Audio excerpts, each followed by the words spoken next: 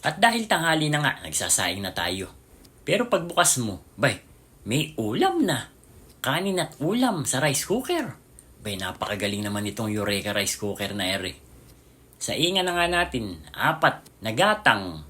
Hugasan mo, alam mo na kung paano magsaing, tuturo ko pa ba sa iyo? Pagkahugas mo, ilagay mo na. Hotdog na gusto mo, hipon, mixed vegetable, may crab stick pa. Lagyan mo ng toyo, liquid seasoning, garlic powder, paminta. Tapos ay mantikilya, ay ilagay mo na yung tubig. Depende kung gaano katakaw sa tubig yung bigas mo. Kaya dapat, alam mo yung tubig na ilalagay mo.